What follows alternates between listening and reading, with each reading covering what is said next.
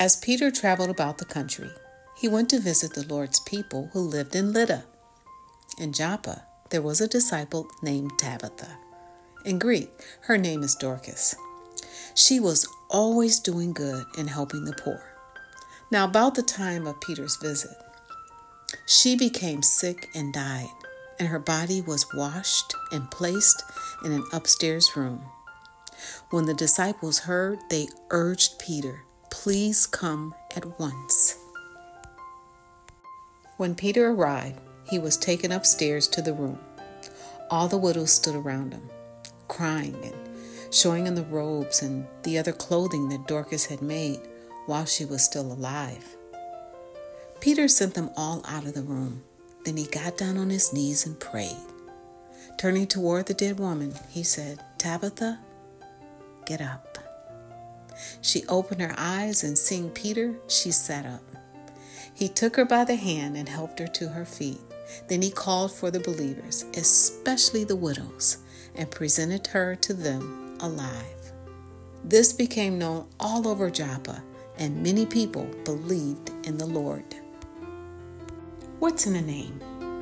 Tabitha means gazelle or gracious. Aramaic is closely linked to Hebrew, and it was the main language in Syria about the 6th century. In the Bible, Tabitha was a disciple of Jesus known for completing good deeds and treating others with kindness. In Greek, her name is Dorcas, and she is a saint in both the Catholic and Eastern Orthodox Church. Possibly she ministered to Jews and Gentiles, and that's why Luke shares both of her names. If she was with us today, it wouldn't be out of character for her to minister to the Israeli Jews and the Palestinians on the Gaza Strip. Who was Tabitha? Some speculate she was a young widow, but we don't know because the text is silent. However, since she had an upper room in her home and the resources to make the robes and other clothing for the widows, it's a reasonable assumption that she was a woman of means. What was it like to be a widow in biblical times? In the early 3rd century, the Christian scholar Tertullian indicated that widows were counselors and cared specifically for the women of the church. They were interpreters of prophecy, and they were seated along with the overseers, elders, and deacons when the church met. Likewise, his contemporary Origen understood that widows had a ministerial role in the teaching of young women, and they themselves were elders. In the Testamentum Domini, which is an apocryphal text, widows had oversight over female deacons and other female presbyters in the same way that bishops had oversight over male deacons and presbyters. A widow was chosen, ordained, and seated next to the bishop. She taught women, examined female deacons, prayed, anointed the sick, and also anointed women at baptism.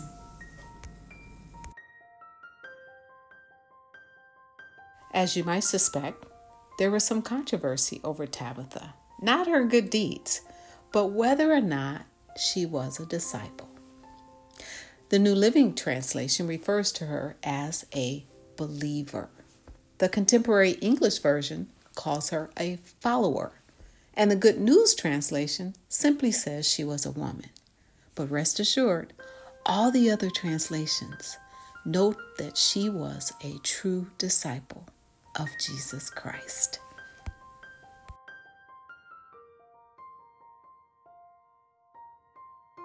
The training of Christian women. You wouldn't know it from the throwaway fashion of today, but sewing was considered a special skill by the church. This is apparent by the biblical description of the ornate priestly robes that were made for Aaron and his sons. Also, some of the prized possessions of the Catholic Church are the beautifully adorned vestments that were worn by members of the clergy. Question: if Tabitha made robes for the widows, why does Luke refer to her as a seamstress instead of a tailor?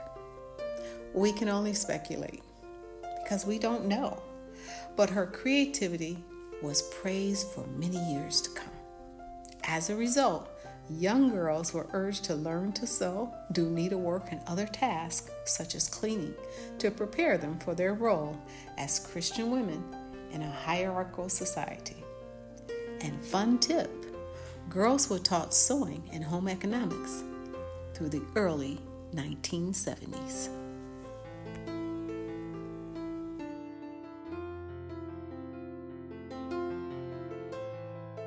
Just a few interesting facts.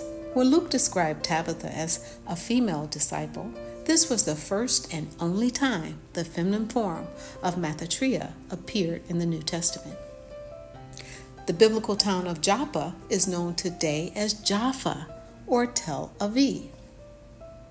When it comes to the Gaza Strip, Tel Aviv is just a stone's throw away. Finally, let's talk about spiritual gifts, because Tabitha had multiple gifts. The Bible, for those of you who are interested, does not assign spiritual gifts by gender. If you haven't done so already, now is the time to unwrap your spiritual gifts. Like Tabitha, you have the opportunity to use them to help someone else. Following is a list of women who refuse to be boxed in by society. Like Tabitha, these women of faith use their gifts to help others. Meet faith-based lifestyle designer Natasha Lampkin.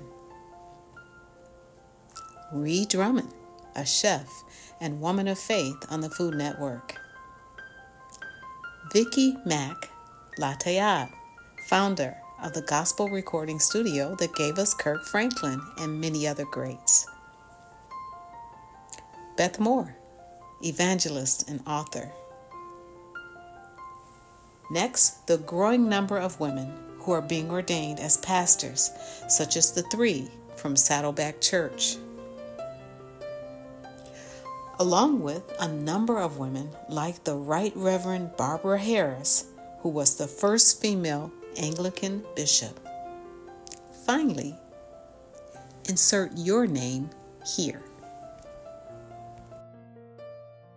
Now you probably think that's the end of the lesson. But hold on. Remember, Tabitha died, but the good news is she was resurrected. Tabitha went through a dark place, but she got up again. She's a winner, and so are you.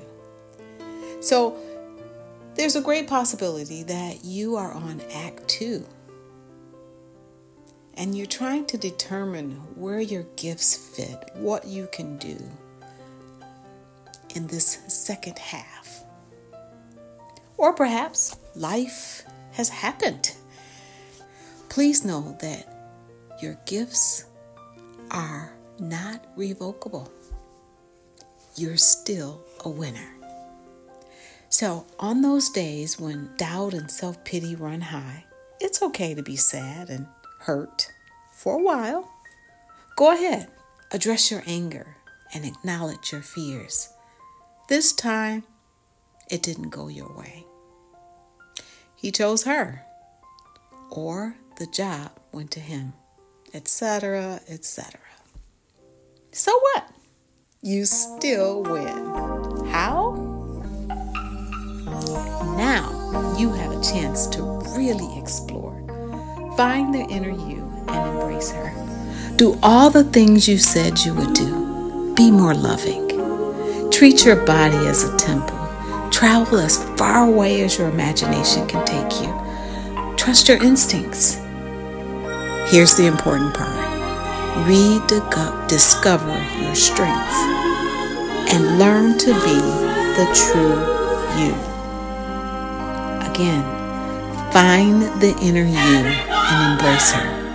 Rediscover your strengths and do all the things that God has called you to do. God bless.